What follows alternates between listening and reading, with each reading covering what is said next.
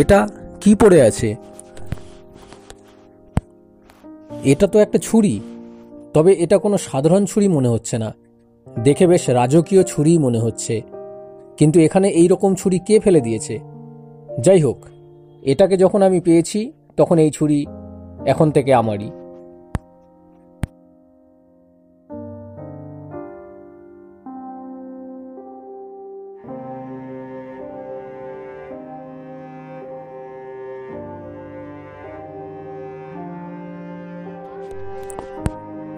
কাল রাতে একজন পথচারীকে আশঙ্কাজনক অবস্থায় পাওয়া গেছে নীলদিঘির পাড়ে। শরীরে অসংখ্য ছুরির আঘাত। কে এমন করেছে তা এখনো জানা যায়নি। পুলিশ বিষয়টি তদন্ত করে দেখছে। কালকেই আমি এই ছুরিটা পেলাম, আর আজকেই এমন একটা ঘটনা ঘটল। সে যাই হোক, এই ছুরিটা তো এখানেই আছে।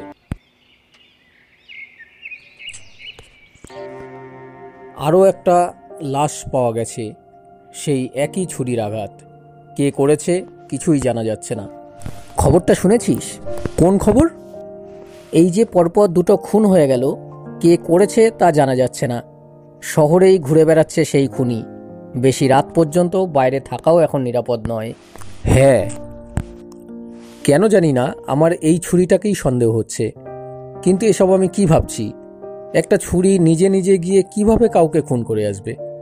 সত্যি আমার ভাবনাও অবাস্তব হয়ে যাচ্ছে। কিসের আওয়াজ? আওয়াজটা এই দিক থেকেই তো আসছে। ছুরিটা কোথায় গেল? এটাকে তো এখানেই রেখেছিলাম। না, কোথাও তো পাচ্ছি না।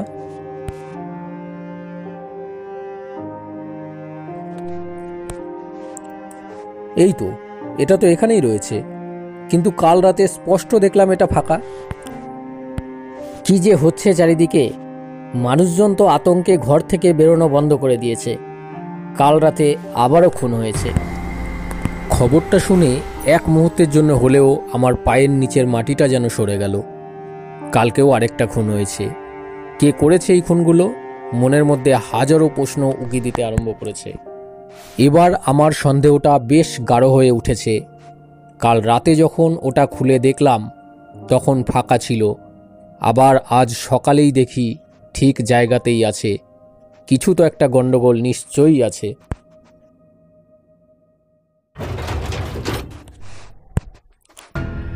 এটা কি দেখছি? ছুরি একা একাই হাওয়ায় ভাসছে। কোথায় যাচ্ছে আমাকে দেখতে হবে।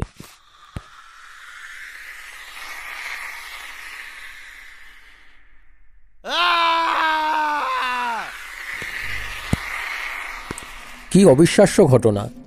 নিজের চোখেও বিশ্বাস করতে পারছি না। না না, এখনই এখান থেকে চলে যেতে হবে। পুলিশ এসে পড়লে অনেক বড় বিপদ হয়ে যাবে। কিন্তু এইভাবে চুপচাপ বসে থাকলে হবে না। এটার আসল রহস্য আমাকে জানতেই হবে। এই খুনি ছুরিটাকে ঘরে এইভাবে রাখা কোনোভাবেই নিরাপদ নয়। কিন্তু কাকে গিয়ে জিজ্ঞেস করব?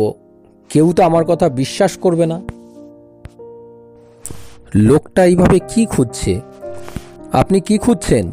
হ্যাঁ, একটা বিশেষ জিনিস। কি জিনিস? আমিও তো ছুরিটা এখান থেকেই পেয়েছিলাম।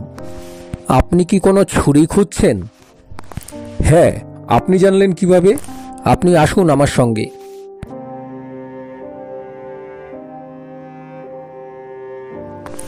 এইটা কি সেই ছুরি? হ্যাঁ, কিন্তু এটা এখানে এলো কিভাবে? আসলে আমি ওখান দিয়ে যাওয়ার সময় দেখতে পাই, আশেপাশে কাউকে দেখতে না পেয়ে নিয়ে আসি। আমাকে ওটা এক্ষুনি দিয়ে দিন। দিয়ে দেব, কিন্তু তার আগে বলুন এটার আসল রহস্যটা কি? অত সব জানতে হবে না, আমাকে তাড়াতাড়ি এটা দিয়ে দিন। আমি জানি এটা কোনো সাধারণ ছুরি নয়, এটা একটা খুনি। আমি সবটা না জানা পর্যন্ত আপনাকে এইভাবে নিয়ে যেতে দেব না। আপনি ভালোই ভালোই বলে দিন, নয়তো আমি পুলিশ ডাকতে বাধ্য হব। শুনতে চান? শুনুন তবে। এই মালগুলোকে তাড়াতাড়ি তোল। আজ রাতের মধ্যে এইগুলো পাচার করতে হবে, যাতে কাকপক্ষিতেও টের যেন না পায়। কে ওখানে? তুই লুকিয়ে লুকিয়ে আমাদের কথা শুনছিলি? দাঁড়া, আজই তোর ব্যবস্থা করছি। বিশ্বাস করুন বাবু, আমি কিচ্ছু শুনিনি। আমাকে ছেড়ে দিন। এইভাবে তো তোকে যেতে দিতে পারি না। তোকে যেতে দিলে তো আমাদেরই বিপদ।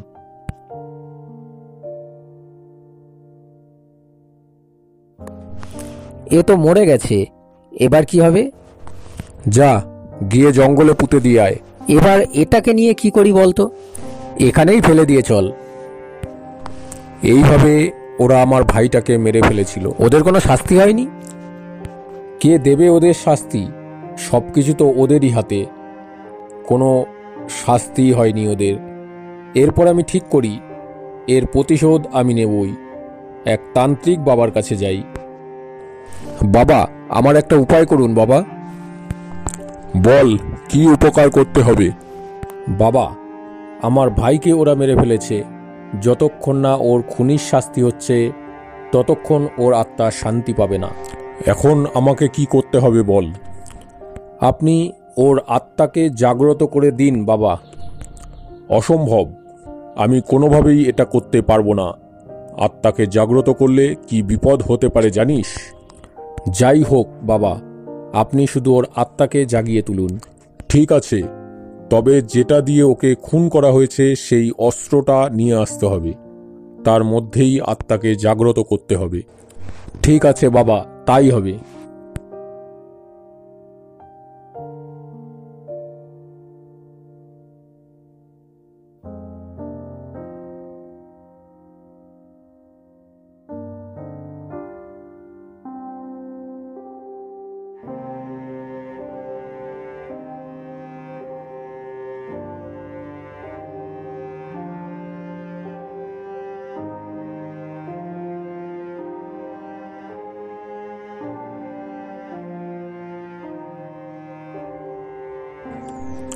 নে, এবার এই ছুরি তার প্রতিশোধ নিতে প্রস্তুত। এরপর আমি এই ছুরি নিয়ে রাস্তায় আসার সময় কোনোভাবে পড়ে যায়। আমি সেটা খেয়াল করিনি, কিন্তু খবরে যা শুনেছি তাতে নিশ্চিত ও নিজের প্রতিশোধ নিয়েছে।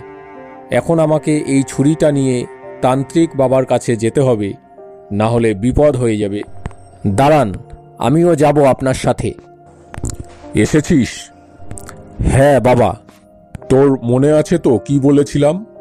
একবার কোনো আত্মাকে জাগ্রত করলে তা সহজে শান্ত হয় না।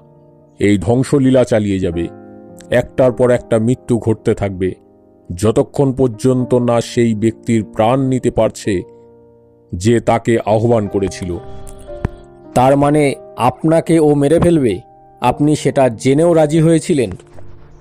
হ্যাঁ, কারণ আমার ভাই ছাড়া আমার আর কেউ নেই। তাই ওর মৃত্যুর প্রতিশোধ নিতে আমি নিজের প্রাণ দিতেও প্রস্তুত। আমার মৃত্যুর পর এই ছুরিটা তোমার কাছেই রাখবে।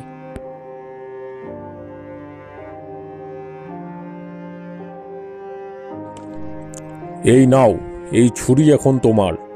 এটা এখন আবার আগের মতোই সাধারণ ছুরিতে পরিণত হয়েছে। এরপর আমি ওই ছুরি নিয়ে বাড়িতে চলে আসি। আমি টুকটাক লেখালেখি করে থাকি। এই ছুরির পেছনে যে এমন একটা রহস্যময় ইতিহাস লুকিয়ে আছে তা নিয়ে লেখা আরম্ভ করি। আমার এই লেখা নানা পত্রিকায় প্রকাশিত হয়।